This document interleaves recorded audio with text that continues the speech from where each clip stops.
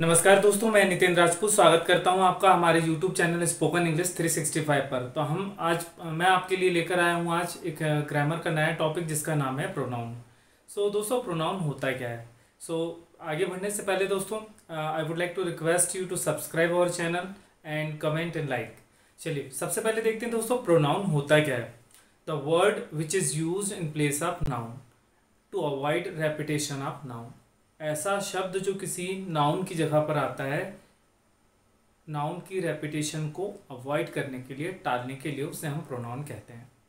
आपके मन में क्वेश्चन उठ रहा होगा कि प्रोनाउन तो वो शब्द है जो नाउन की जगह पर आता है, नाउन की रेपिटेशन को टालने के लिए, तो फिर नाउन ही का इस्तेमाल क्यों ना कर लें, प्रोनाउन लगाने की ज़रूरत क्या है। तो उसके लिए दोस्तों मैं आपको एक इंग्लिश का एक गाना सुनाना चाहता हूँ, ठीक है। धीरे धीरे से मेरी जिंदगी में आना, आगे का गाना नहीं सुनना है, मैं इतना ही सुनाना चाहता हूँ। मैं ये बताना चाह रहा था कि इसमें जो शब्द हैं धीरे धीरे, जैसे रेपिटेशन हो रहा है, तो इंग्लिश में क्या होता है, रेपिटेशन अलाउड नहीं है। Two same things are never used in English. English में क्या होता है कि एक जैसी दो चीज़ों का इस्तेमाल नहीं होता, तो नाउन को हम बार बार यूज़ नहीं कर सकते। हम एक बार यूज़ कर सकते हैं, लेकिन वही नाउन को जब दूसरी बार लाना हो तो हम नाउन ना लाकर उसकी जगह पर कौन सा शब्द लाते हैं, प्रोनाउन। बहुत ही सिंपल डेफिनेशन है, ठीक है। चलिए स्टार्ट करें। तो आज हमारा टॉपिक क्या है? आज हमारा टॉपिक है प्रोनाउन। ठीक, प्रोनाउन तो बता दिया मैंने आपको कि क्या होती डेफिनेशन, सिंपल सी डेफिनेशन है। ऐसा वर्ड जो किसी नाउन की जगह पर आता है उसे हम क्या कहते हैं, प्रोनाउन कहते हैं। बस इतनी सी सिंपल सी डेफिनेशन। क्यों आता है? कि नाउन की रेपिटेशन को अवॉइड करने के लिए। अब सेकंड है, पहले तो आपने डेफिनेशन पढ़ ली इसकी, डेफिनेशन तो आपने पढ़ ली। सेकंड इसका है जो है position of pronoun in a sentence, मतलब प्रोनाउन को सेंटेंस में कहाँ पे रखते हैं। अब ये बताइए कि अपन सीख क्या रहे हैं। वेदर यू राइट और whether you speak, you have to make a sentence. English चाहे आपको बोलना हो या इंग्लिश आपको लिखना हो, लेकिन आप इंग्लिश और बोल तभी सकते हैं, लिख तभी सकते हैं जब आपको सेंटेंस बनाते आता हो। क्योंकि इंग्लिश बोलने का मतलब ये होता है कि इंग्लिश में sentence banana. When you are able to form a sentence in English language, it means that you can speak English. जब आप इंग्लिश में सेंटेंस अच्छे से बना सकते हैं तो उसका यही मतलब है कि आप इंग्लिश बोल सकते हैं। तो प्रोनाउन सीखने से फ़ायदा क्या? आप कहोगे मुझे सीख के क्या फ़ायदा होगा? आपको ये फ़ायदा होगा कि जब आप सेंटेंस बनाएंगे तो आपको ये मालूम रहेगा कि प्रोनाउन को कहाँ कहाँ मैं रख सकता हूँ सेंटेंस में, कहाँ कहाँ इसकी पोजीशन है। आपको रटना नहीं है, क्योंकि यदि सही शब्द को सही जगह पे आप जो ग्रामर सीखते हैं, ग्रामर क्या है? तो ग्रामर इज़ नथिंग। ग्रामर आपको ये बताती है कि कौन सा शब्द को आपको कहाँ रखना है। यदि आपने कौन सा शब्द कहाँ पे रख दिया, किस तरह के शब्द को कहाँ रखना है, ये सीख लिया, it means that you can form a sentence. का मतलब ये होता है कि आप सेंटेंस बना सकते हैं, ठीक है।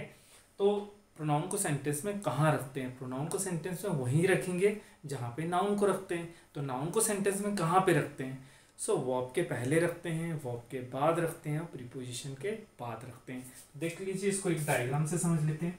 सबसे पहले हमें जब सेंटेंस बनाते हैं तो सबसे पहले किसके बारे में सोचना चाहिए? वर्ब के बारे में। वर्ब के अकॉर्डिंग क्या लाना चाहिए? वर्ब के अकॉर्डिंग आपको सब्जेक्ट लाना चाहिए। वर्ब के अकॉर्डिंग क्या लाना चाहिए आपको? वर्ब के अकॉर्डिंग आपको ऑब्जेक्ट लाना चाहिए। जब आप एक ऑब्जेक्ट को दूसरे ऑब्जेक्ट से कनेक्ट करना चाहते हैं तो बीच में क्या लाएंगे आप? प्रीपोजिशन। और प्रीपोजिशन के बाद का जो प्लेस होता है वो किसका होता है? ऑब्जेक्ट का होता है। फिर से देख लीजिए, इंग्लिश में जब आप सेंटेंस बनाते हैं तो सबसे पहले किसके बारे में सोचेंगे? सबसे पहले सोचेंगे वर्ब के बारे में, ठीक है। यदि आप वर्ब सेलेक्ट कर लेते हैं तो आप पूरा का पूरा सेंटेंस फॉर्म कर सकते हैं, ठीक है। जैसे मान लीजिए एक सेंटेंस है, सचिन क्रिकेट खेलता है, ये हिंदी का सेंटेंस है।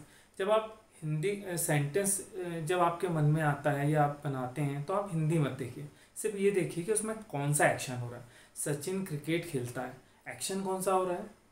एक्शन हो रहा है प्ले एक्शन हो रहा है। तो एक्शन हो रहा है, सिर्फ इतना आप आइडेंटिफाई कर लेंगे तो समझ लीजिए कि आपने पूरा सेंटेंस बना लिया। आपको ये मालूम होगा कि प्ले एक एक्शन हो रहा है, एक्शन किसने किया है? हु प्ले, कौन प्ले करता है, तो आंसर आएगा सचिन, तो सामने रख दीजिए। सचिन प्लेज व्हाट प्ले, क्या प्ले करता है, क्रिकेट।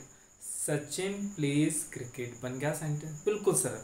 तो जब आप कभी सेंटेंस बनाएंगे तो सबसे पहले वर्ब के बारे में सोचेंगे। वर्ब के पहले की जो जगह है, इस जगह का नाम रख दिया हमने सब्जेक्ट, और वर्ब के बाद की जो जगह है उसका नाम रख दिया हमने ऑब्जेक्ट। और एक ऑब्जेक्ट को यदि दूसरे ऑब्जेक्ट से जोड़ना हो तो क्या करेंगे, उसके लिए बीच में प्रीपोजिशन लाएंगे। तो प्रीपोजिशन के बाद की जो जगह होती है उसे भी हमने क्या कहा है, ऑब्जेक्ट। तो यहाँ पर कौन सा शब्द आ सकता है, नाउन। जहाँ नाउन आ सकता है वहाँ प्रोनाउन भी आ सकता है। यहाँ पे क्या आ सकता है, नाउन आ सकता है, तो यहाँ पर प्रोनाउन आ सकता है। यहाँ पर क्या आ सकता है, नाउन, और यहाँ पर क्या आ सकता है, प्रोनाउन। क्योंकि जहाँ जहाँ नाउन है वहाँ वहाँ प्रोनाउन है। तो जैसे आपने सुना ना, तो जहाँ जहाँ चलेगी मेरा साया साथ होगा, तो जहाँ जहाँ नाउन आ सकता है वहाँ पर आपका प्रोनाउन भी आ सकता है। ठीक है, आपको दोस्तों ये वीडियो कैसा लगा, इसका जो सेकंड पार्ट है हम आपको नेक्स्ट वीडियो में आप इसके आगे का पढ़ सकते हैं। नाउन के बारे में पढ़ना चाहते हैं तो हमारे चैनल को सब्सक्राइब कीजिए, उसमें देखेंगे आप प्लेलिस्ट में आपको नाउन का भी पूरा एक डिटेल पूरे सेक्शन से मिल जाएंगे। तब तक के लिए take care, good day, good luck, bye bye.